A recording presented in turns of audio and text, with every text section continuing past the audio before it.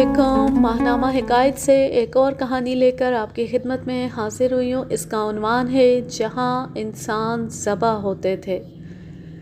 जराइम जो पाकिस्तान में होते हैं ये आपको हैरान नहीं कर सकते। चोरी, डकैती, अगवा वगैरह की वारदातें होती ही रहती हैं। इनकी मुजरमों को भी आप जानते हैं, लेकिन जो जराइम बंगाल, आसाम और उनके शुमाली इलाकों में होते थे वो मुहज़्ज़ब लोगों की समझ में ज़रा देर से आते हैं। मैं जिस ज़माने की कहानी सुनाऊंगा उस ज़माने में इन इलाकों में तहज़ीब नहीं गई थी। इसकी बजाय वहाँ अंग्रेज़ी हुकूमत का कानून और पुलिस चली गई थी। आसाम के बाज़ इलाकों में ऐसे कबीले थे जो नंग धड़ंग रहते थे और उनका रिवाज था कि दुश्मन को कत्ल करके उसकी खोपड़ी खुश्क करते और अपने पास रखते थे। और बहुत सी अजीबो गरीब रसूमात उनमें थी जो बहुत खौफनाक थी। किसी मेहमान को बहुत ही कीमती तोहफ़ा देना चाहते तो उसे अपने किसी दुश्मन की खोपड़ी दिया करते थे। नागा और मीज़ू कबाइल का ताल्लुक उन्हीं से है। जंग अज़ीम दोम में जब बर्मा जापान के कब्ज़े में आ गया तो अंग्रेज़ों ने आसाम वगैरह के जंगलों और पहाड़ी इलाकों में अपनी फ़ौज फैला दी। जगह जगह देखभाल और वायरलेस सिग्नल वगैरह की पोस्टें बना दी। मज़दूरी वगैरह के लिए उन गैर मुहज़्ज़ब कबीलों से काम लिया गया। उससे ये लोग तहज़ीब से वाकिफ़ हुए और उनका रहन सहन बदलने लगा। मैंने उन लोगों को इससे पहले की असल हालत में देखा है। उनके तौर तरीके अफ़्रीका के हबशियों जैसे थे, लेकिन ये कबीले अफ़्रीकी हबशियों से रंग और शक्ल सूरत के लिहाज से मुख्तलिफ हैं। उनके रंग साफ़ बल्कि बास के सफ़ेदी माइल हैं और उनके नक्श चीनियों से मिलते जुलते हैं। मैं उस वक्त बंगाल पुलिस में कांस्टेबल था। 6 साल बाद मुझे असिस्टेंट सब इंस्पेक्टरी के लिए मुंतखब किया गया। अपनी अजीबोगरीब कहानी सुनाने से पहले बंगाल पुलिस के बारे में थोड़ी सी वाकफियत करा देता हूँ। बंगालियों, आसामियों और ख़ास तौर पर जंगली कबीलों पर अंग्रेज़ों को भरोसा नहीं था। पहले वहाँ मिलिट्री पुलिस होती थी जो तोड़कर बंगाल पुलिस बनाई गई, लेकिन उसमें बंगाली बहुत कम लिए जाते थे। ज़्यादा नफरी पंजाब की भर्ती की गई और कुछ हिंदुस्तान के दूसरे सूबों से ली गई थी। आसाम और बर्मा पुलिस में भी ज़्यादा नफरी पंजाबियों और पठानों की थी। मैं जिस ज़माने में बंगाल पुलिस में भर्ती हुआ था उस ज़माने में हम लोग स्कूल में दाखिल होने को अच्छा नहीं समझा करते थे। कोई लड़का 10 जमातें पास कर लेता तो लोग उसे रुक कर देखा करते थे। मेरे ख़ानदान में तालीम के जरासीम दाखिल हो चुके थे। मैं उनसे बच ना सका और मैंने 8 जमातें पास कर ली। फिर दिल उठ गया और मैंने आगे ना पढ़ा। 18 साल की उम्र हो गई तो बंगाल पुलिस की भर्ती का शोर सुना। मुझे पुलिस की नौकरी अच्छी लगती थी, मगर वालिद साहब इसे बहुत बुरा समझते थे। मैं उनकी मर्ज़ी के ख़िलाफ़ भर्ती हो गया और ट्रेनिंग के बाद मुझे बंगाल भेज दिया गया। मुझे इस नौकरी में दिलचस्पी थी और मैं उस ज़माने के मयार तालीम के मुताबिक तालीम याफ्ता था, इसलिए अंग्रेज़ और बंगाली अफसर मुझे अच्छा समझते थे। मेरा दिमाग भी ज़रा अच्छा था। मैंने बहुत थोड़े अरसे में बंगाली सीख ली। ये वारदात सन 1929 और 30 की है। मेरी सर्विस 5-6 साल हो चुकी थी और मैं आज के बांग्लादेश के शुमाल मशरक़ी एक पुलिस चौकी कलोरा में था। इंचार्ज सब इंस्पेक्टर एक बंगाली हिंदू घूष था। मुझे याद नहीं रहा कि राबिंदर घोष था या राजिंदर घोष। वो तालीम याफ्ता और बहुत अच्छे किरदार का आदमी था। उसने मुझे अपना एक किस्म का प्राइवेट सेक्रेटरी बना रखा था। उसका एक असिस्टेंट भी था जो हिंदुस्तान के किसी इलाके का रहने वाला था। मुहर्रर हेड कांस्टेबल मुखीसुद्दीन खान रामपुरी पठान था। सब अच्छे लोग थे और सब मेरी कदर करते थे।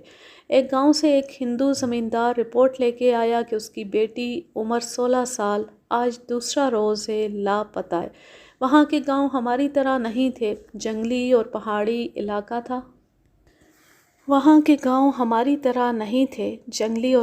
इलाका था। बारिश ज़्यादा होने की वजह से पानी जमा रहता था। उनके घर इस तरह थे कि मोटे मोटे बांसों पर बांसों के ही बने हुए चबूतरे थे और उन पर बांसों के झोंपड़े खड़े थे। چھتیں سلوپ والی اور ان پر گھاس پھوس وغیرہ ڈالی ہوئی تھی۔ جہاں ایسے بہت سے جھونپڑے ہوتے انہیں گاؤں کہتے تھے۔ ان لوگوں کی دھان اور پٹسن کی کھیتیاں بھی تھیں اور پاکستان کی طرح وہاں بھی زمیندار ہوتے تھے۔ یہ ہندو ایسا ہی زمیندار تھا۔ پنجاب کے زمینداروں کی طرح دولت مند تو نہیں تھا، لیکن بنگال کی غربت کے مقابلے میں امیر سمجھا جاتا تھا۔ گھوش نے رپورٹ لکھنے سے پہلے وہ سوال پوچھے جو ایسے کیسوں میں ضرور پوچھے جاتے ہیں۔ لڑکی اپنی مرضی سے کسی کے ساتھ چلی گئی ہوگی، کسی پر شک ہے، کسی کے ساتھ دشمنی، اتنی دیر سے رپورٹ دینے آئے تو کہاں کہاں تلاش کرتے رہے۔ ہندو زمیندار نے جواب دیا کہ اس کی بیٹی ایسی ویسی نہیں تھی، کسی کے ساتھ دشمنی نہیں اور کسی پر شک کرنے کی کوئی وجہ نہیں۔ گھوش عقل مند پولیس آفیسر تھا۔ اس نے لڑکی کی عادتیں پوچھیں، شوخ تھی، شرارتی تھی، سادہ طبیعت کی تھی۔ باپ نے بتایا کہ ایسی سادہ بھی نہیں تھی لیکن شوخ اور شرارتی بھی نہیں تھی۔ کوئی زیور یا رقم بھی چوری ہوئی ہے؟ نہیں، وہ اپنے ساتھ کچھ بھی نہیں لے گئی۔ اس کی ماں نے بتایا ہے کہ اس کے کانوں میں سونے کے جھمکے اور ایک انگلی میں سونے کی انگوٹھی تھی۔ بنگال اتنا غریب ملک تھا کہ دیہاتیوں نے سونے کا زیور شاید کبھی نہیں دیکھا ہوگا۔ یہ شک پیدا ہوتا تھا کہ گمشدہ لڑکی کے جھمکے اور انگوٹھی اتارنے کے لیے اسے کسی نے قتل کر دیا۔ اس علاقے میں اس زمانے میں ایسے مجرموں کی کچھ تعداد پائی جاتی تھی جن کا پیشہ چوری، ڈاکہ زنی اور بردہ فروشی تھا۔ علاقہ پہاڑی تھا، جنگل گھنا تھا، جگہ جگہ پانی جمع رہتا تھا اور چھوٹی بڑی ندیاں بھی تھیں۔ ڈاکوؤں وغیرہ کے لیے بھاگ نکلنا اور چھپنا آسان تھا۔ ان کا شکار ہندو زمیندار اور تاجر ہوا کرتے تھے کیونکہ روپیہ پیسہ اور سونے چاندی کے زیورات انہی کے گھروں میں ہوتے تھے۔ بنگال کا یہ علاقہ آسام سے ملتا تھا، اس لیے وہاں کے باشندوں کے رنگ وہاں سے دور رہنے والے بنگالیوں کے مقابلے میں صاف تھے۔ گندمی رنگ عام تھا، بعض کا رنگ سفیدی مائل گندمی تھا۔ کھیتوں میں کام کرنے والے سانولے اور سیاہ رنگ کے تھے۔ فارغ البال لوگوں کے رنگ اور نقش اچھے تھے۔ ان کی آنکھوں میں بہت کشش تھی اور بال تو اور زیادہ خوبصورت ہوتے تھے۔ ان خوبیوں کا یہ نتیجہ تھا کہ روپے پیسے والے لوگ کسی نہ کسی لڑکی کو سبز پاخ دکھا کر ورغلا لیتے اور غائب کر دیتے تھے یا لڑکیوں کو اٹھا لے جاتے تھے۔ دونوں صورتوں میں لڑکی ڈھاکہ یا کلکتہ میں فروخت ہوتی تھی۔ گھوش کہتا تھا کہ لڑکی اگر اپنی مرضی سے نہیں گئی اور سونے کے زیور کی خاطر کسی نے اسے قتل نہیں کیا تو اغوا ہوئی ہے۔ رپورٹ درج کر کے اور اس کے باپ سے ضروری باتیں پوچھ کر اسے رخصت کر دیا گیا۔ گھوش اپنے اسسٹنٹ اور ہیڈ کانسٹیبل کے ساتھ صلاح مشورہ کرنے لگا کہ لڑکی کی تلاش کے لیے کون سا راستہ اختیار کیا جائے۔ میں بھی وہاں موجود تھا۔ میں تفتیش میں بہت دلچسپی لیا کرتا تھا۔ گھوش بہت قابل تفتیشی افسر تھا۔ اس کی سب سے بڑی خوبی یہ تھی کہ اخلاق کا بہت اچھا تھا اور اس میں لالچ نہیں تھا۔ اس کے دماغ میں یہ بات آئی کہ اس ہندو زمیندار کے مزارے یا نوکر چاکر ہوں گے، ان کی جوان بیٹیاں اور بیویاں ہوں گی۔ اس زمیندار نے ان میں سے کسی کی عزت پر ہاتھ ڈالا ہوگا۔ اس بے عزتی کا بدلہ لینے کے لیے ان لوگوں نے اس کی نوجوان بیٹی کو اغوا کر لیا اور اسے خراب کر کے قتل کر دیں گے۔ ہیڈ محرر مغیث نے خیال ظاہر کیا کہ اس علاقے میں دھاری دھار شیر یعنی ٹائیگر بھی ہیں، ہو سکتا ہے لڑکی کو شیر اٹھا کر لے گیا ہو۔ گھوش نے کہا کہ یہ اس صورت میں ممکن ہے کہ لڑکی گاؤں سے باہر چلی گئی ہو اور اکیلی ہو۔ اس کا باپ بتا گیا تھا کہ آدھی رات کے بعد لڑکی کی ماں اٹھی تو اس نے دیکھا کہ لڑکی بستر پر نہیں ہے۔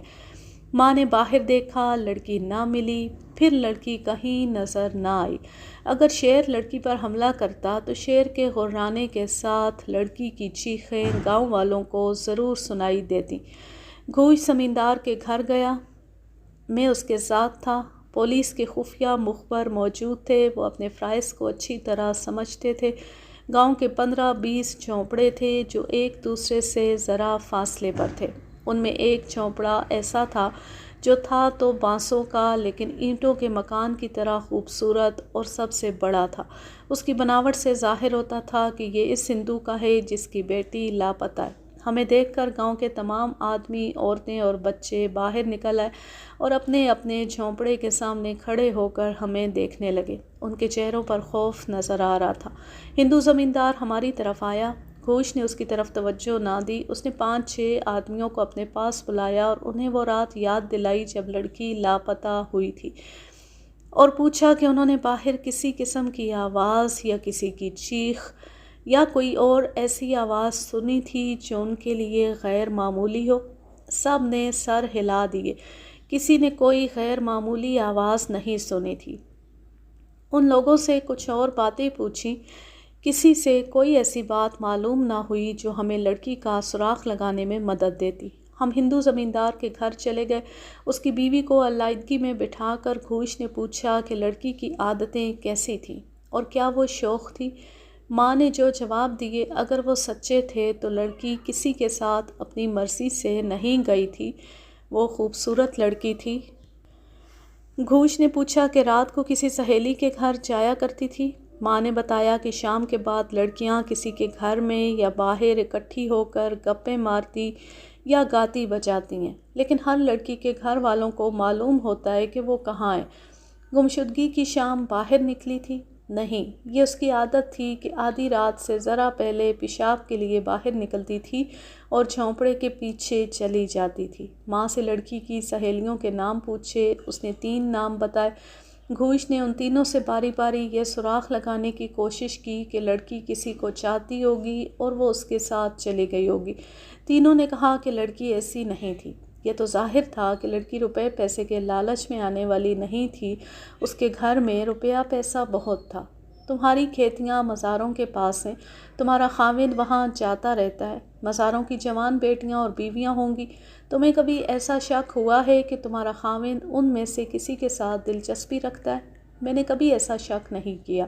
میرا خاوند مذہب کا پابند ہے، پوجا پاٹ زیادہ کرتا ہے، اس لیے کسی مسلمان کو اپنی کھیتیوں میں کام نہیں کرنے دیتا۔ اس کے بعد مزاروں کی طرف توجہ دی گئی۔ ان کے جھونپڑے وہاں سے تھوڑا دور تھے جہاں ہندو زمیندار کی کھیتیاں تھیں۔ یہ تھوڑا سا علاقہ میدانی تھا، یہی اس ہندو کی زمینداری تھی۔ ان کھیتیوں کے قریب کسانوں اور مزاروں کے جھونپڑے تھے۔ ہندو زمیندار کے مزاروں کو باہر بلایا۔ ان کی 2 جوان غیر شادی شدہ لڑکیاں تھیں اور ایک جوان شادی شدہ عورت۔ یہی ایک عورت تھی جس کی شکل و صورت اچھی اور اس کا رنگ صاف اور نکھرا ہوا تھا۔ یہ آسام کی پیداوار تھی۔ اس وقت بنگال اور آسام الگ الگ صوبے تھے۔ آج کی طرح یہ الگ ملک نہیں تھے، اس لیے سرحدی پابندیاں نہیں تھیں۔ جہاں دونوں صوبے ملتے تھے اس لائن کے ادھر ادھر کے لوگ ایک جیسے تھے، آپس میں رشتے ناطے کرتے تھے، اس لیے ان کے نقش اور رنگ ملتے جلتے تھے۔ ہم وہاں 5-6 گھنٹے رہے۔ ہندو زمیندار کے مزاروں کو الگ الگ کر کے پوچھا کہ زمیندار نے کسی عورت کے ساتھ دست درازی کی ہوگی۔ سب نے انکار کیا اور اپنے زمیندار کے اخلاق اور سلوک کی تعریف کی۔ گھوش نے مجھے کہا کہ یہ تو تسلیم کیا جا سکتا ہے کہ زمیندار نے کوئی بدماشی نہیں کی ہوگی، لیکن یہ نہیں ہو سکتا کہ مزاروں کے ساتھ اس کا سلوک اچھا ہوگا۔ وہ اس قدر غریب لوگ تھے کہ ظلم کے خلاف بولنے کی جرأت نہیں کرتے تھے، پیٹ کی خاطر ظلم اور بے عزتی برداشت کرتے تھے۔ میں نے گھوش سے کہا کہ یہ مرے ہوئے لوگ اپنے مالک کی بیٹی کی طرف آنکھ اٹھا کر بھی دیکھنے سے ڈرتے ہوں گے۔ یہ کیسے ہو سکتا ہے کہ ان میں سے کسی نے اس کی بیٹی کو اغوا اور قتل کیا ہو؟ تم ابھی بچے ہو۔ مجھے گھوش کی یہ الفاظ بڑی اچھی طرح یاد ہیں۔ اس نے کہا، غربت اور مالک کا ظلم مظلوم کی زبان بند کر سکتا تھا، اس کے خلاف درپردہ کارروائی سے نہیں روک سکتا۔ مظلوم سانپ اور بچھو بن جاتا ہے، پھر وہ موقع ملتی ایسا ڈنک مارتا ہے کہ ظالم کا انجام موت ہوتا ہے۔ تم ابھی سمجھ نہیں سکتے کہ ظلم مظلوم کو کمزور نہیں کرتا، بلکہ اس کے اندر ایک ایسی طاقت پیدا کرتا ہے جو کسی نہ کسی وقت اٹھ کر ظالم کو ختم کر دیتی ہے۔ یہ مزارے جو تمہیں لاشوں کی مانند نظر آتے ہیں، ان کے اندر آگ بھری ہوئی ہے۔ اس آگ میں وہ اپنے ظالم مالک کو جلا سکتے ہیں۔ گوش نے ہر مزارے سے اور دوسرے کسانوں سے سیدھے سیدھے سوال نہیں کیے تھے، اس نے پولیس کا طریقہ اختیار کیا تھا جس میں دوستی، ہمدردی اور خلوص ہوتا ہے، اور اس سب کے پردے میں دھمکیاں بھی ہوتی ہیں، ڈرایا بھی جاتا ہے اور محبت کا اظہار بھی کیا جاتا ہے۔ اس طریقے کی کامیابی کا انحصار اس پر ہوتا ہے کہ سوالات کرنے والا ہوشیار اور چالاک ہو۔ گھوش میں یہ خوبیاں موجود تھیں مگر کچھ بھی حاصل نہ ہوا۔ میں یہ نہیں مان سکتا تھا کہ یہ مزارے جن کی ہڈیاں نظر آ رہی تھیں اور جن کے رنگ کوئلے کی طرح سیاہ ہو گئے تھے، گھوش سے زیادہ چالاک اور ہوشیار ہیں۔ میں جب اس جوان اور بڑی اچھی شکل و صورت والی آسامی عورت کو دیکھتا تھا جو ایک مزارے کی بیوی تھی تو میرا دل گواہی دیتا تھا کہ ہندو زمیندار نے اس کے ساتھ دست درازی کی ہے، یا اس ہندو کے اس عورت کے ساتھ درپردہ تعلقات ہیں، اور اس عورت کے خاوند یا بھائیوں نے بدلہ لینے کے لیے اس ہندو کی بیٹی کو غائب کر دیا۔ گھوش سے بات ہوئی تو اس کے دل میں پہلے ہی سے یہ شک موجود تھا۔ اس نے کہا کہ اس سوال کا جواب ہمیں مخبر دیں گے، لیکن اس نے یہ کارروائی کی کہ مزاروں کی دونوں جوان لڑکیوں اور اس عورت کو الگ کر لیا اور ایک ایک سے بھید لینے لگا۔ تینوں نے زمیندار کے اخلاق کی تعریف کی۔ سب سے زیادہ تعریف آسامی عورت نے کی۔ گھوش نے بڑی گہری اور باریک باریک باتیں پوچھنی شروع کر دیں، مثلاً تم کہتی ہو کہ زمیندار بہت اچھا آدمی ہے اور تم سب کا بہت زیادہ خیال رکھتا ہے، یہ بتاؤ کہ وہ تمہارے ساتھ کیا اچھائی کرتا ہے اور کس طرح خیال رکھتا ہے؟ اور یہ سوال، تم نے بتایا ہے کہ تم اس کے گھر بھی جایا کرتی ہو، کیا وہ تمہیں بلاتا ہے؟ تم جاتی ہو تو اس کی بیوی تمہارے ساتھ کیسا سلوک کرتی ہے؟ ایسے بہت سے سوالوں کے جواب میں گھوش کو اس شک کے سوا کچھ اور حاصل نہ ہوا کہ اس عورت اور زمیندار کے درمیان کوئی تعلق موجود ہے۔ اس عورت سے یہ معلوم کر لیا گیا کہ اس کے 2 جوان بھائی ہیں جو اپنے خاندان کے ساتھ آسام کے علاقے میں رہتے ہیں۔ یہ بھی پتہ چل گیا کہ لڑکی کے لاپتہ ہونے سے 2 روز پہلے دونوں آئے تھے اور جس روز ہم تفتیش کے لیے وہاں گئے اسی صبح، یعنی لڑکی کی گمشدگی کے تیسرے روز واپس چلے گئے تھے۔ آج کل تو وہ علاقے آباد ہو گئے، اس زمانے میں یہ سب جنگل تھے، آبادی بہت کم تھی، اس لیے چھوٹے درندوں کے علاوہ وہاں شیر بھی ہوتے تھے، لیکن ہمارے علاقے کے تھانے میں ایسی رپورٹ کبھی نہیں آئی تھی کہ شیر نے آبادی میں آ کر کسی انسان پر حملہ کیا ہو۔ اس واردات کی تفتیش میں ہمارا یہ شک ختم ہو گیا کہ لڑکی کو شیر لے گیا ہے۔ بہت سے آدمیوں کو ارد گرد کے علاقے میں بھیجا گیا تھا، کہیں بھی خون کا نشان، لڑکی کے کپڑوں کا کوئی ٹکڑا، جسم کا کوئی حصہ، کوئی ہڈی یا کوئی کھرا کھوج نہیں ملا تھا۔ اس عورت کے خاوند کو بھی ساتھ لے لیا اور چوکی میں جا کر گھوش نے بصریہ ٹیلی فون تھانے کو اطلاع دی، مزارے کی بیوی کے بھائیوں کا گاؤں بتایا اور کہا کہ ان دونوں کو چوکی میں طلب کرنا ہے۔ تھانے کے انچارج نے انتظام کر دیا۔ عورت کے خاوند کو رات کو گھوش نے اپنے سامنے بٹھا لیا اور پوچھ گچھ کا سلسلہ شروع کر دیا۔ غریب آدمی رونے پر آ گیا۔ وہ یہی جواب دیے جا رہا تھا کہ اسے اپنی بیوی کے چال چلن پر کوئی شک نہیں اور زمیندار اور اس کی بیوی کے درمیان کوئی ایسا ویسا تعلق نہیں۔ اس کی بیوی کے بھائیوں کے بارے میں پوچھا کہ کیوں آئے تھے تو اس نے بتایا کہ اپنی بہن سے ملنے آئے تھے۔ گھوش اس سے یہ معلوم کرنے کی کوشش کر رہا تھا کہ جس رات لڑکی لاپتہ ہوئی اس رات دونوں بھائی گھر سے غائب ہوئے ہوں گے۔ خاوند کا یہی جواب تھا کہ وہ گھر میں رہے تھے۔ تمہارے گھروں تک یہ اطلاع کب پہنچی تھی کہ تمہارے زمیندار کی بیٹی لاپتہ ہے؟ ہمیں دوسرے ہی دن پتہ چل گیا تھا۔ زمیندار نے ہم تمام مردوں کو گھر بلا کر کہا تھا کہ اس کی بیٹی کا کہیں پتہ نہیں چل رہا، سب دور دور چلے جاؤ اور دیکھو کوئی درندہ تو نہیں لے گیا۔ ہم سب شام کے اندھیرے تک بہت دور دور تک گھوم آئے، کسی کو کوئی سراغ نہ ملا۔ میری بیوی کے دونوں بھائی بھی ہمارے ساتھ تھے۔ اس آدمی کو گھوش نے بہت چکر دیے مگر اس کے منہ سے کوئی ایسی بات نہ نکلی جو گھوش نکلوانے کی کوشش کر رہا تھا۔ 3-4 گھنٹوں بعد وہ رو پڑا اور ہاتھ جوڑنے لگا۔ گھوش نے اسے باہر بٹھا دیا۔ ہیڈ کانسٹیبل مخیث الدین خان نے اندر آ کر گھوش سے پوچھا کہ اس آدمی نے کوئی مدد کی ہے یا نہیں۔ اسے بتایا گیا کہ کچھ بھی پتہ نہیں چلا۔ تو مخیث نے کہا اسے میرے حوالے کیوں نہیں کرتے؟ مخیث تشدد کا ماہر تھا۔ 6 فٹ لمبے اور موٹے تازے مخیث کو دیکھ کر ہی 4-4 5-5 فٹ کے بنگالی کانپنے لگتے تھے، اور جب وہ اپنی شہادت کی انگلی کسی مشتبہ کی دونوں انگلیوں کے درمیان رکھ کر اس کی انگلیاں اپنے شکنجے جیسے ہاتھ میں دباتا تھا تو مشتبہ بنگالی بندر کی طرح کودنے اور کلابازیاں لگانے لگتا تھا۔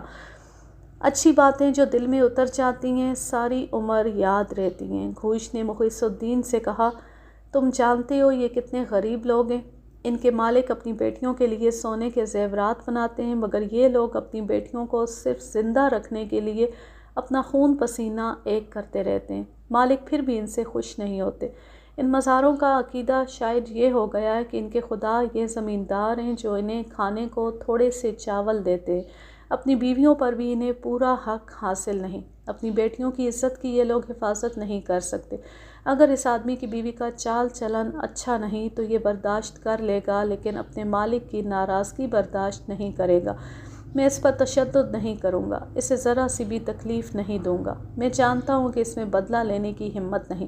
اگر بدلہ لیا گیا ہے تو اس کی بیوی کے بھائیوں نے لیا ہے۔ اس آدمی سے میں اسی کی تصدیق کرانا چاہتا ہوں۔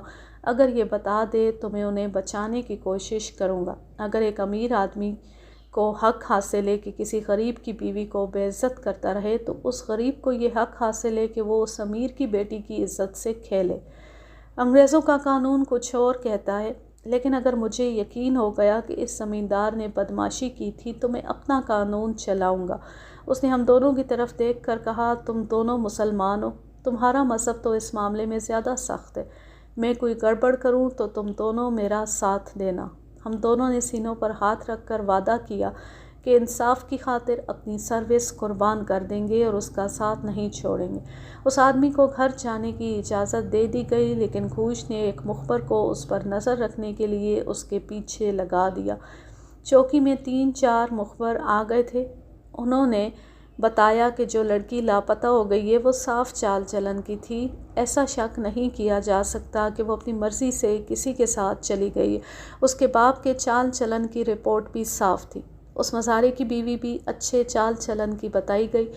ان تھوڑے سے جھونپڑوں میں یہی تھوڑے سے لوگ بستے تھے۔ وہاں کسی کی کوئی اچھی یا بری حرکت چھپ نہیں سکتی تھی۔ ان سب کے علاوہ جن پر شبہ تھا وہ پیشہ ور بردہ فروش اور ڈکیت تھے۔ ان کے نام چوکی میں موجود تھے۔ یہ معلوم کرنا تھا کہ ان میں سے کوئی لڑکی کو اٹھا کر لے گیا ہے تو کس طرح لے گیا اور کہاں لے گیا۔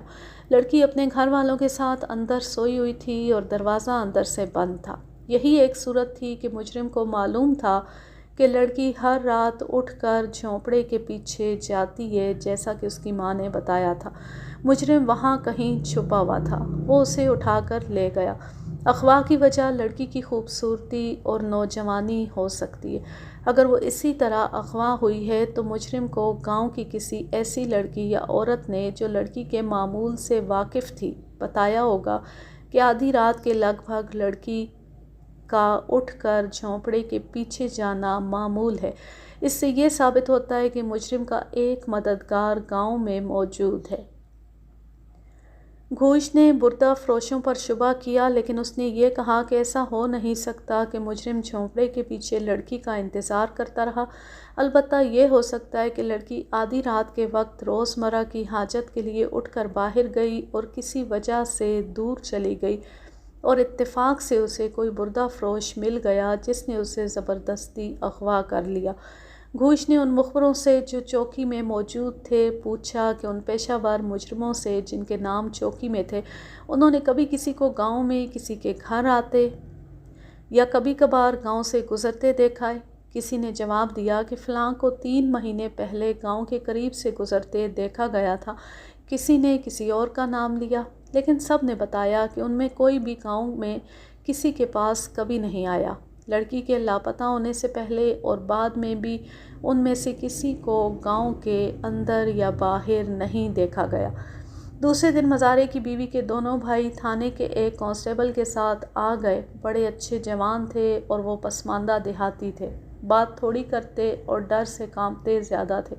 گھوش کی نگاہ میں مشتبہ کی حیثیت سے ان کی قیمت اب ختم ہو گئی تھی، کیونکہ مخبروں نے کہہ دیا تھا کہ ان کی بہن کا چال چلن ٹھیک ہے۔ پھر بھی گھوش ان سے بہت دیر تک سوال جواب کرتا رہا اور بعد میں انہیں رخصت کر دیا۔ اب تفتیش بہت ہی مشکل ہو گئی تھی، کیونکہ عادی مجرموں کو ڈھونڈنا اور یہ معلوم کرنا کہ کون واردات کی رات کہاں تھا اور ان میں کس پر شبہ کیا جا سکتا ہے، بہت مشکل تھا۔ پولیس کے لیے عادی مجرموں کو ڈھونڈنا ویسے تو مشکل نہیں تھا، لیکن ان سے سراغ لینا بہت ہی مشکل تھا، کیونکہ وہ پولیس کو چکر دینا جانتے تھے۔ وہ ایک دوسرے کے خلاف مخبری نہیں کرتے تھے۔ ان کا اتحاد پولیس کے لیے مشکل پیدا کر دیا کرتا تھا۔ ان میں 2-3 استاد اور سزا یافتہ تھے۔ ان کے ساتھ بات چیت اور کچھ سودے بازی کر کے مجرموں کو پکڑا جا سکتا تھا۔ پولیس کے استاد مخبر بھی مدد کر سکتے تھے۔ گھوش نے چوکی کے مخبروں سے کہا کہ وہ اس علاقے کے عادی مجرموں کی اطلاع لائیں کہ کون کہاں ہے تاکہ انہیں پکڑا جا سکے۔ مجھے اچھی طرح یاد ہے کہ وہ سب بہت گھبرائے۔ ایک نے کہا کہ یہ کام کسی اور سے کرایا جائے کیونکہ اس میں ان کی جان کا خطرہ ہے۔ ان کا ڈر بجا تھا۔ 3-4 سال پہلے ایک مخبر نے ایک ڈکیت کی نشاندہی کی اور وہ قتل ہو گیا تھا۔ بنگالیوں کو یہ مہارت حاصل تھی کہ 1-2 منٹ میں کسی آدمی کی آنکھیں نکال دیتے تھے۔ اس کام کے لیے وہ دھا نام کا ایک ہتھیار استعمال کرتے تھے۔ چلتے چلتے اپنے دشمن کی آنکھیں نکال کر غائب ہو جاتے تھے۔ آج کل بھی بنگالی وہ ہتھیار استعمال کرتے ہیں اور آنکھیں نکالنے کے ماہر ہیں۔ گھوش کو ان پر غصہ آ گیا۔ اس نے انہیں گالیاں دی، سزائے قید دلانے کی دھمکیاں دی اور پھر انعام کا لالچ بھی دیا۔ اس سے آپ یہ نہ سمجھیں کہ گھوش یا پولیس کا محکمہ اتنا بے بس تھا کہ مخبروں کے بغیر چل ہی نہیں سکتا تھا۔ پولیس مجرموں کو زمین کے نیچے سے بھی نکال لیا کرتی ہے۔ مخبروں کی مدد کا یہ فائدہ تھا کہ پولیس کا کام آسان ہو سکتا تھا۔ گھوش نے چوکی کے مخبروں کو غصے سے چوکی سے نکال دیا اور کہا کہ جو کام کرے گا اسے انعام ملے گا، باقی قید ہو جائیں گے۔ یہ خالی دھمکی تھی، انہیں قید نہیں کیا جا سکتا تھا۔ انہیں آزادی حاصل تھی کہ مخبری کرنے سے انکار کر دیتے، مگر غریب اور پسماندہ لوگ پولیس سے بہت ڈرتے تھے۔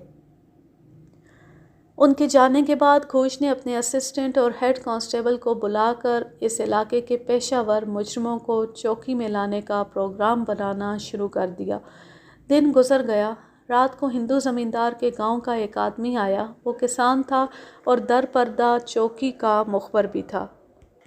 یہ ان مخبروں میں شامل تھا جنہیں گھوش نے انعام کا لالچ اور قید کی دھمکی دی تھی۔ وہ گھوش سے تنہائی میں ملا۔ مجھے معلوم نہیں ہو سکا کہ اس نے گھوش سے کیا باتیں کی۔ وہ چلا گیا تو گھوش نے مجھے بلا کر کہا کہ میں اس کے گاؤں جاؤں اور اس کی بیوی کو چوکی میں لے آؤں۔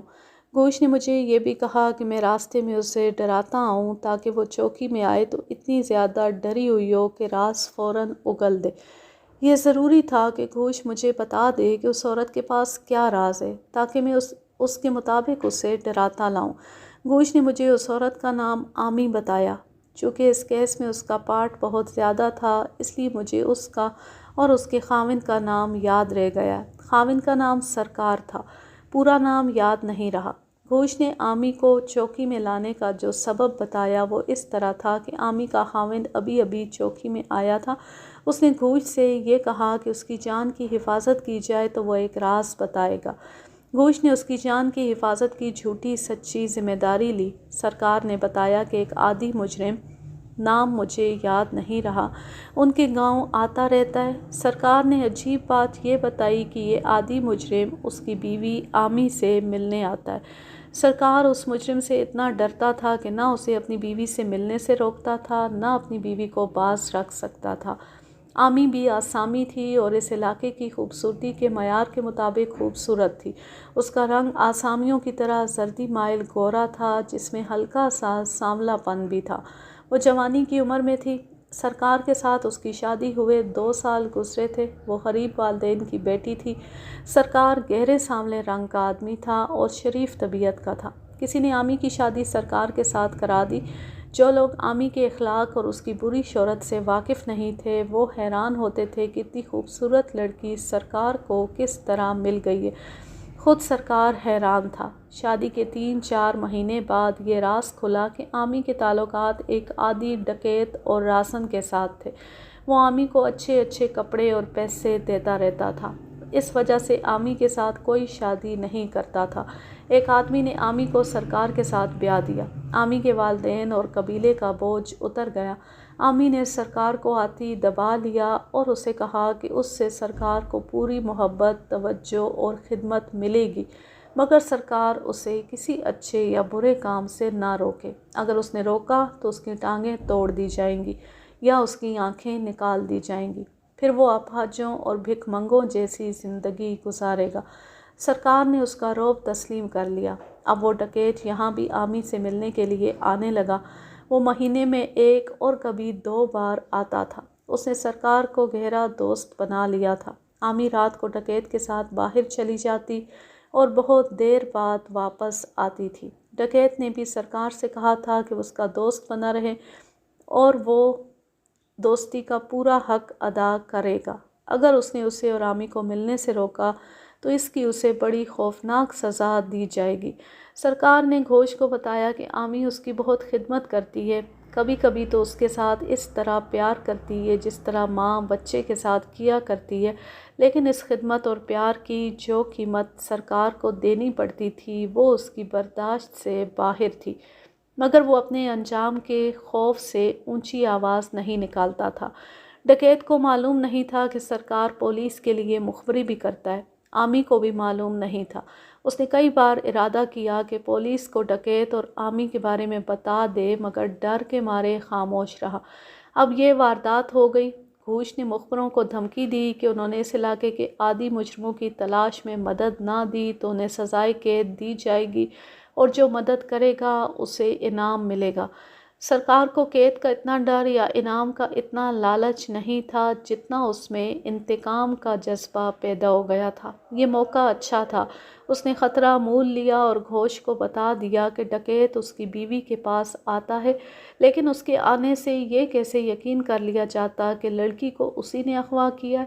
سرکار نے یہ بتا کر شک پیدا کر دیا کہ جس رات لڑکی غائب ہوئی اس رات ڈکیت آیا تھا اور اس کی بیوی گھر سے چلی گئی تھی اور بہت دیر بعد واپس آئی تھی۔ سرکار نے یہ بھی بتایا کہ وہ واپس آئی تو وہ جاگ رہا تھا، لیکن ظاہر یہ کیا کہ وہ سویا ہوا ہے۔ اس کی بیوی نے اندھیرے میں بکس کھولا اور اس میں کچھ رکھ کر بکس بند کیا اور سو گئی۔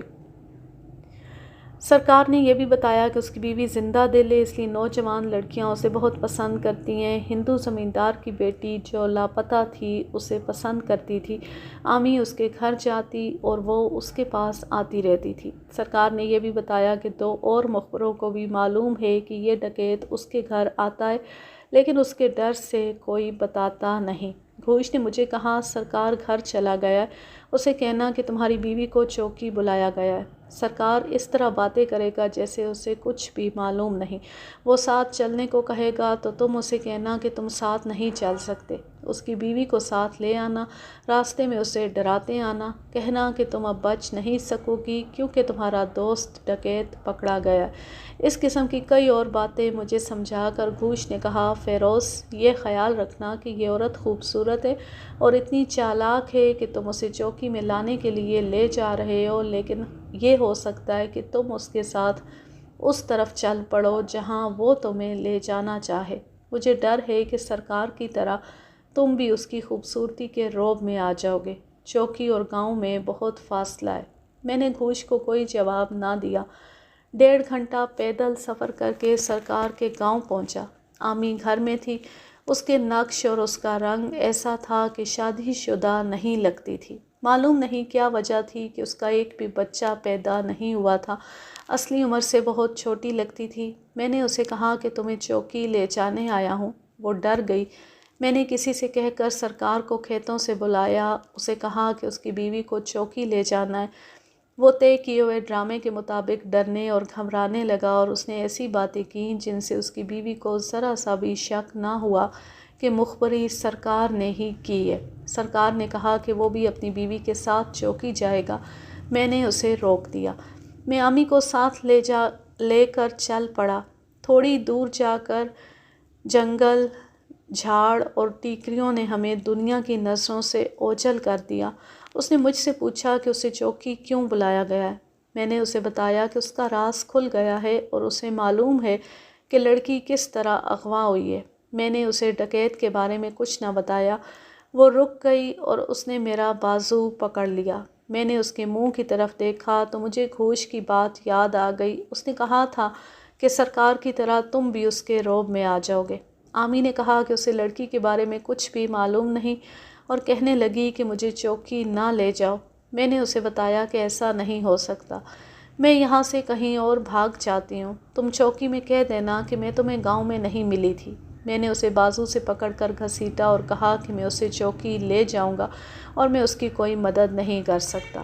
اس نے مجھ پر اپنا جادو چلانا شروع کر دیا جس سے گھوش نے مجھے پہلے ہی خبردار کر دیا تھا۔ میں نے دل کو پتھر بنا لیا اور اسے چوکی میں لے گیا اور گھوش کے حوالے کر دیا۔ گھوش نے اسی وقت اسے اپنے کمرے میں بٹھایا اور تفتیش شروع کر دی۔ میں دروازے کے باہر کھڑا رہا۔ آدھے پونے گھنٹے بعد مجھے اندر سے تھپڑ کی آواز سنائی دی۔ میں نے دروازے میں جا کر دیکھا، عامی نے ایک ہاتھ اپنے گال پر رکھا ہوا تھا۔ مجھے دیکھ کر گھوش نے کہا، یہ مجھے بھی اپنے جیسا بدمعاش سمجھتی ہے، کہتی ہے وہ میرے پاس نہیں آتا، میں جو پوچھتا ہوں اس کا جواب دینے کے بجائے پوچھتی ہے کہ تمہیں کس نے بتایا۔ گھوش نے مجھے کمرے میں موجود رہنے کو کہا۔ عامی جتنی خوبصورت تھی اس سے 10 درجے زیادہ بد چلن تھی۔ جس بات پر گھوش نے اسے تھپڑ مارا تھا اسی بات پر اڑی ہوئی تھی۔ اس نے یہاں تک کہہ ڈالا کہ مجھے اپنے گھر میں رکھ لو۔ بہت وقت کے بعد اس نے تسلیم کیا کہ ڈکیت کے ساتھ اس کی دوستی ہے اور یہ دوستی شادی سے پہلے کی ہے، مگر وہ اس سوال پر پھر اٹک گئی کہ واردات کی رات ڈکیت اس کے پاس آیا تھا۔ وہ انکار کر رہی تھی۔ میں سوچ رہا تھا کہ اگر یہ عورت تسلیم کر لے کہ ڈکیت اغوا کی رات اس کے پاس آیا تھا تو اس کا کیا ثبوت ہے کہ ہندو زمیندار کی بیٹی کو وہ اغوا کر کے لے گیا؟ میں نے بعد میں گھوش سے پوچھا تو اس نے بتایا کہ کوئی ثبوت نہیں تھا، ذرا سا شک تھا اور تفتیش شک پر ہی کی جاتی ہے۔ اس کے علاوہ عامی جس طرح اپنے آپ کو پیش کر رہی تھی اور وہ جس طرح سوالوں کو ٹال رہی تھی اور جس لہجے میں جواب دے رہی تھی، اس سے شک پکا ہوتا تھا کہ لڑکی کے اغوا کے ساتھ اس کا کچھ نہ کچھ تعلق ضرور ہے۔ گھوش نے اس سے پوچھا کہ وہ جب ڈکیت کے چلے جانے کے بعد اپنے گھر میں واپس آئی تو اس نے باکس میں کیا رکھا تھا، تو اس نے بتایا کہ اس نے کچھ بھی نہیں رکھا تھا۔ پھر واپس آ کر باکس کیوں کھولا تھا؟ میرا خاوند تمہیں میرے بارے میں غلط باتیں بتا گیا ہے۔ میں نے تمہارے خاوند کی شکل بھی نہیں دیکھی۔ پھر تمہیں کس نے بتایا ہے؟ وہ تمہیں پیسے دے گیا تھا۔ وہ مجھے کچھ بھی نہیں دے گیا تھا۔ گھوش نے پوچھ گچھ کا اصلی طریقہ اختیار کیا۔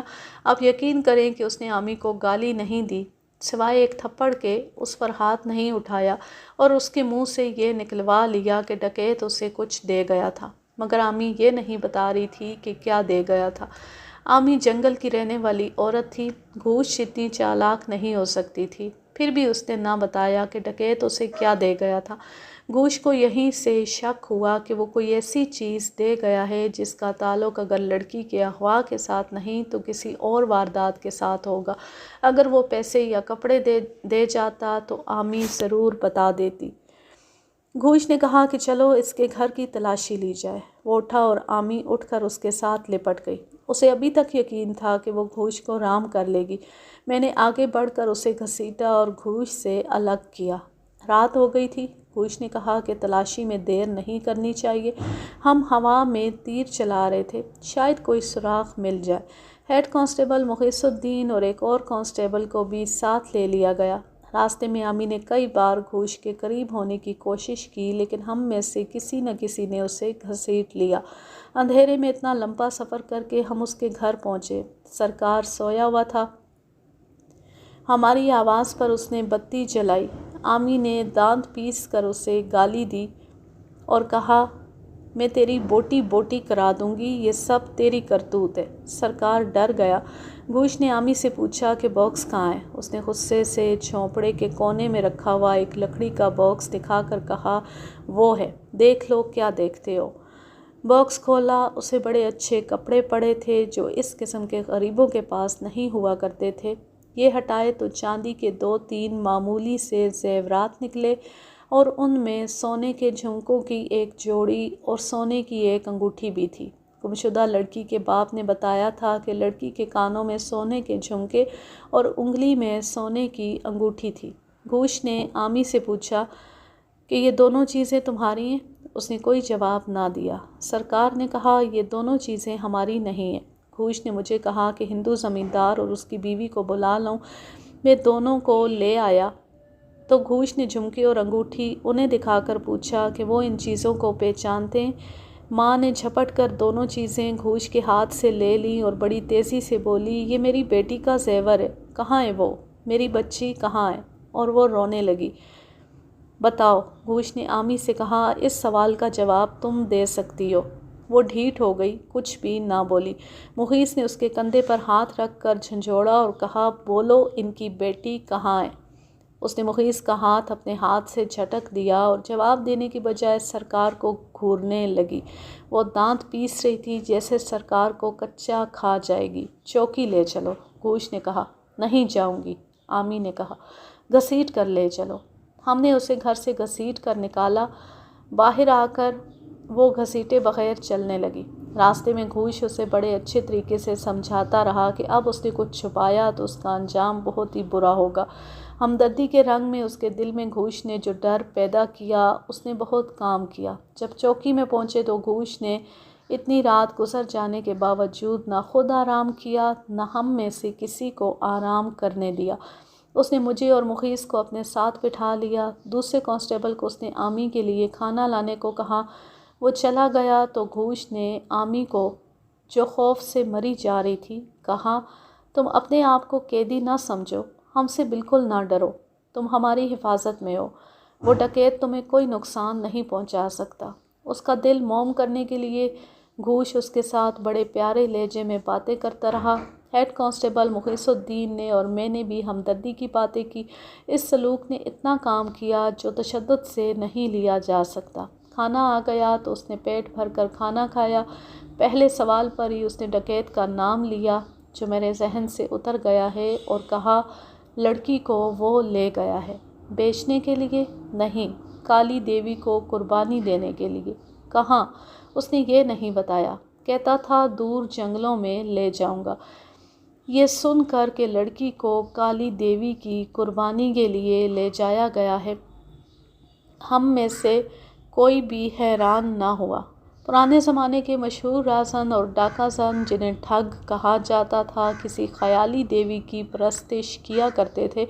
اسے عرف عام میں کالی ماتا یا کالی دیوی کہا جاتا تھا۔ ان ٹھگوں کے گروہ ہوا کرتے تھے جو قافلوں کو لوٹ لیا کرتے تھے۔ ریلوے ٹرین نئی نئی چلی تو وسطی ہندوستان کے نامی گرامی ٹھگ ریل گاڑیوں تک کو لوٹنے کی کوشش کرتے تھے۔ انگریزوں نے ان کی سرکوبی کے لیے فوج تک کو استعمال کیا تھا۔ آپ نے امیر علی ٹھگ اور سلطانہ ڈاکو کے قصے پڑھے ہوں گے۔ یہ انہی ٹھگوں میں سے تھے جنہوں نے فوج تک کو زچ کر دیا تھا۔ یہ ٹھگ رازنی یا ڈاکے کی مہم پر روانگی سے پہلے کالی دیوی کی خوشنودی حاصل کرنے کے لیے عجیب و غریب رسمیں ادا کرتے اور قربانیاں دیتے تھے۔ آسام کے پہاڑی علاقوں میں جہاں لوگ انسانی کھوپڑیاں گھروں میں رکھتے تھے، وہاں انسانوں کی قربانی کا بھی رواج تھا۔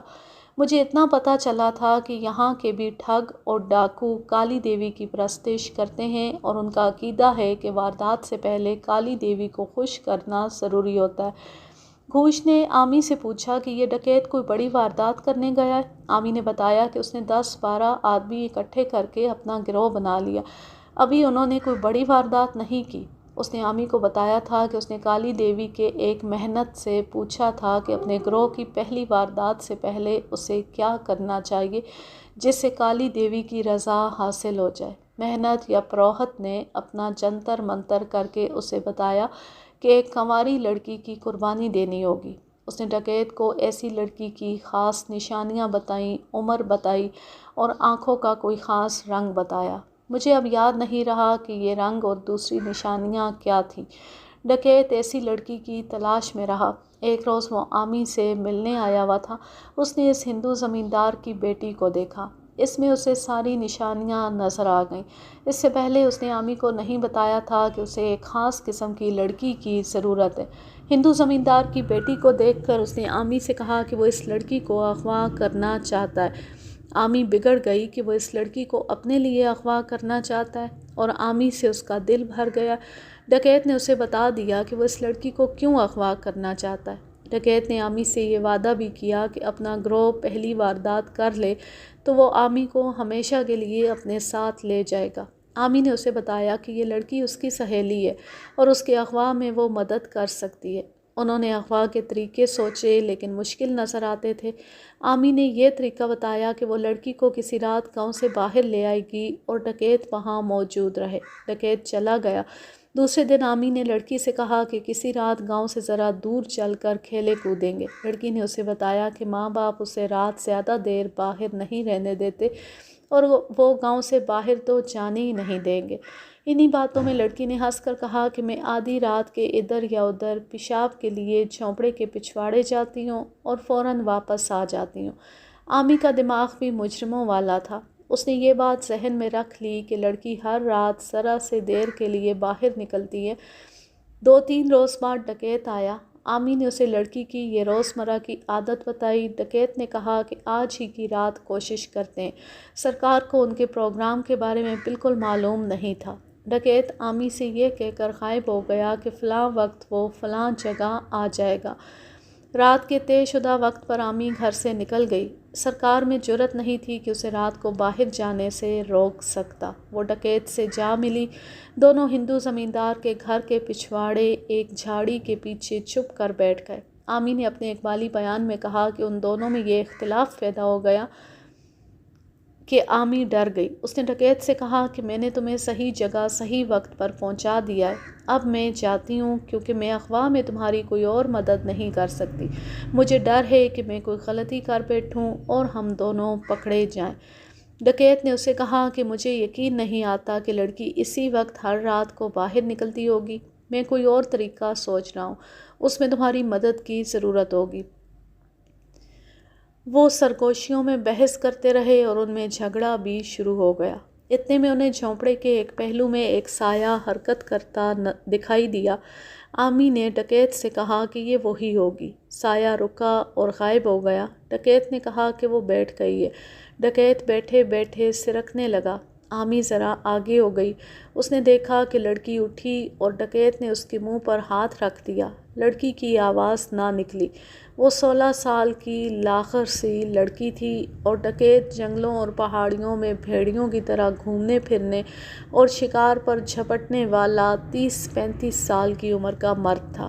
وہ لڑکی کو اٹھا لایا اور آمی سے کہا کہ میرے ساتھ آؤ۔ گاؤں سے دور جا کر اس نے لڑکی کو اتارا۔ وہ رونے لگی تو ڈکیت نے اس کے منہ پر کپڑا باندھ دیا۔ پھر اس نے لڑکی کے کانوں سے جھمکے اور انگلی سے انگوٹھی اتاری اور آمی کو دے کر کہا یہ تمہارا انعام ہے۔ اب زبان بند رکھنا، اب تم چلی جاؤ۔ آمی کو معلوم تھا کہ یہ زیور سونے کا ہے۔ اس نے لڑکی کو یہ زیور پہنے دیکھا تھا۔ آمی بہت خوش ہوئی لیکن اس نے یہ نہیں سوچا کہ اسے وہ پہن کر گاؤں میں نہیں پھر سکے گی۔ وہ جنگلی عورت تھی، صرف جرم کی کامیابی اور سونے کی 2 چیزیں حاصل کر کے ہی خوش ہو گئی۔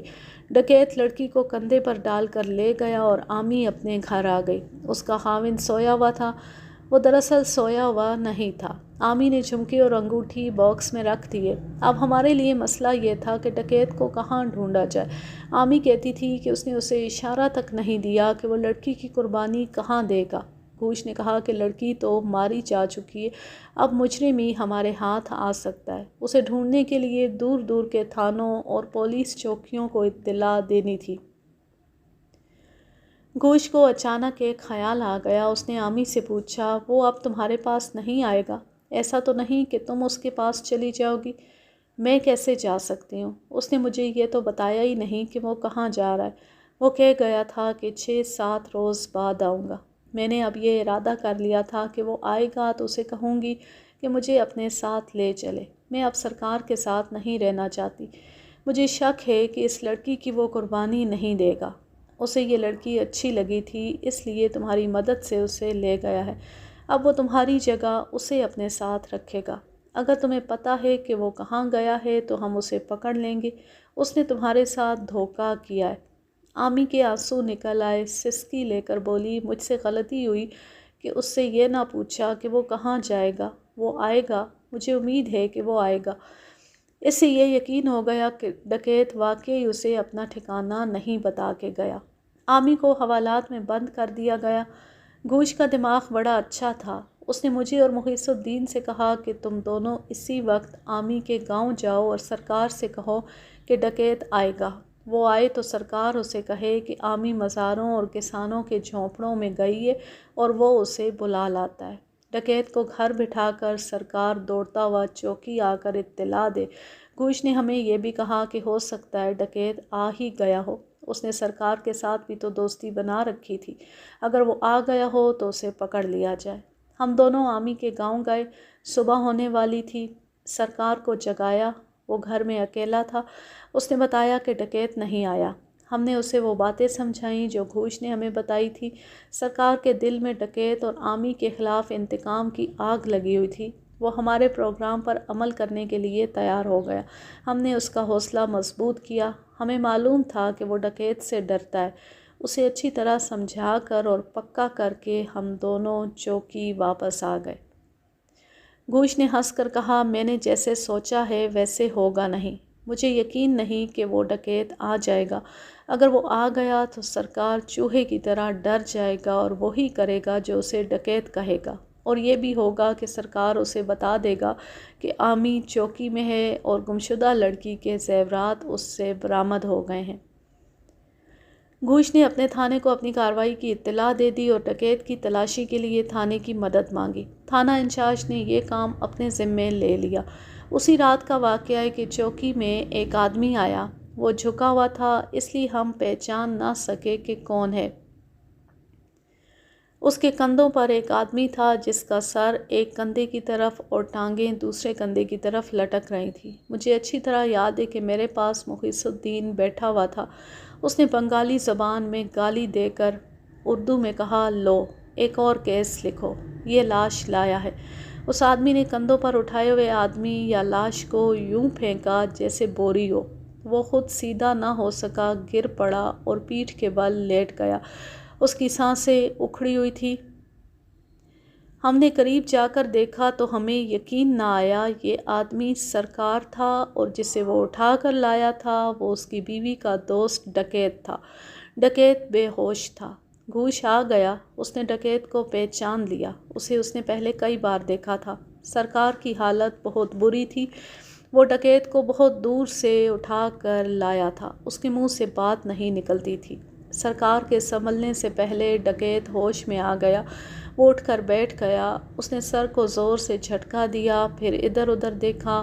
اسے چوکی اور پولیس نظر آئی تو اس کا منہ کھل گیا۔ وہ آہستہ آہستہ اٹھا اور اچانک بھاگ اٹھا۔ ہم سب اس کے پیچھے بھاگے۔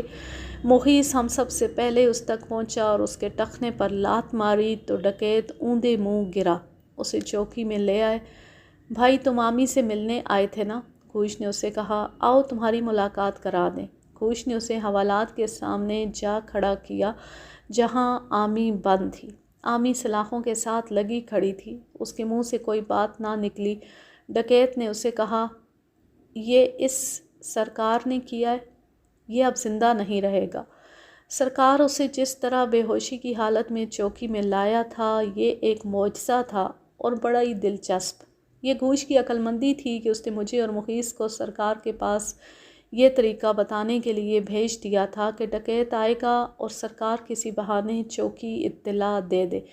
یہ طریقہ کامیاب ہوتا نظر نہیں آتا تھا، جس کی ایک وجہ یہ بھی تھی کہ چوکی 2 میل دور تھی۔ یہ فاصلہ ٹیکریوں، جنگل اور جگہ جگہ پانی کی وجہ سے 4 میل جتنا ہو جاتا تھا۔ واقعہ اس طرح ہوا کہ سورج غروب ہوتی ڈکیت سرکار کے گھر آ گیا۔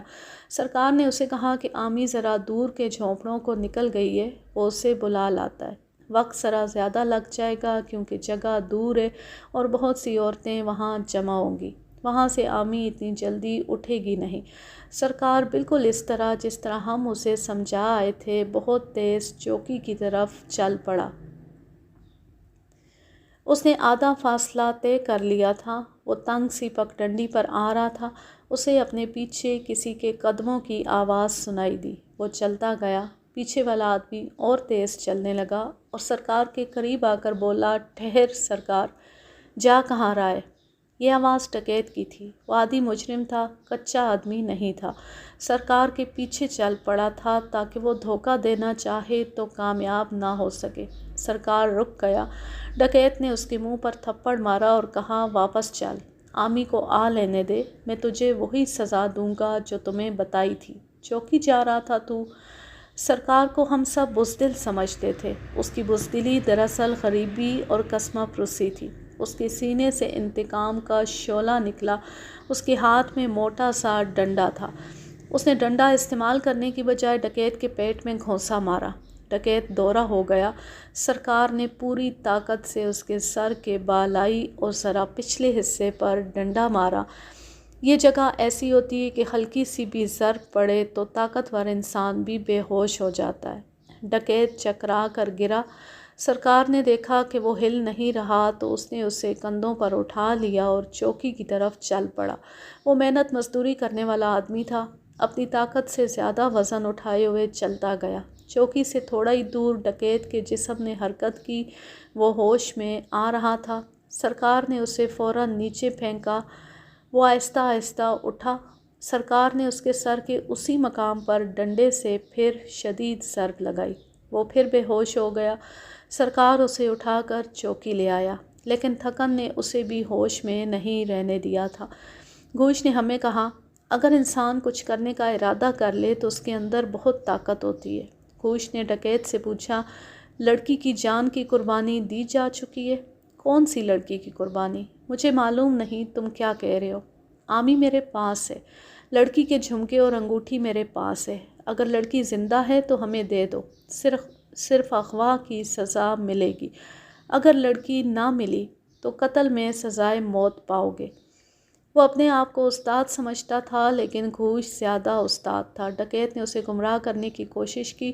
گھوش نے اسے ایسا گھیرا کہ ڈکیت مان گیا۔ ڈکیت نے کچھ وعدے لیے جو گھوش نے دے دیے۔ ان میں ایک وعدہ یہ تھا کہ لڑکی برآمد ہونے کے بعد گھوش ڈکیت کے لیے حراست سے فرار ہونے کا موقع پیدا کر دے گا۔ یہ جھوٹا وعدہ تھا۔ لڑکی ابھی زندہ ہے۔ جس رات چاند پورا ہوگا اس رات اس کا سر کاٹا جائے گا۔ چاند پورا ہونے میں ابھی کچھ دن باقی تھے۔ گوش نے اس سے پوچھا کہ لڑکی کہاں ہے؟ اس نے ایک جگہ بتائی جو آسام کے شمال میں جنگلی اور پہاڑی علاقہ تھا۔ یہ جگہ ہماری چوکی سے 20 میل کے لگ بھگ تھی۔ اس نے بتایا کہ جنگلوں میں رہنے والے فقیر لڑکی پر ہر رات کچھ پڑھتے ہیں۔ یہ سلسلہ چاند کی 14ویں تک ختم ہو جائے گا۔ اس رات لڑکی کا سر کاٹ کر فقیر لے جائیں گے اور اس کا کلیجہ شیر کی کچھار میں پھینک دیا جائے گا۔ باقی جسم دریا میں بہا دیا جائے گا۔ تھانے سے پولیس پارٹی کا انتظام کیا گیا۔ گھوش پارٹی کمانڈر تھا۔ میں بھی اس پارٹی میں شامل تھا۔ ہم سب رائفلوں سے مسلح تھے۔ گھوش کے پاس ریوالور تھا۔ پارٹی اس طرح روانہ ہوئی کہ منزل پر رات کو پہنچے۔ ہم بڑے اچھے وقت پہنچے۔ 2 پہاڑیوں کے درمیان ہموار جگہ تھی، وہاں درخت وغیرہ تھے۔ ڈکیت کی رہبری میں ہم اس جگہ پہنچے اور رک گئے۔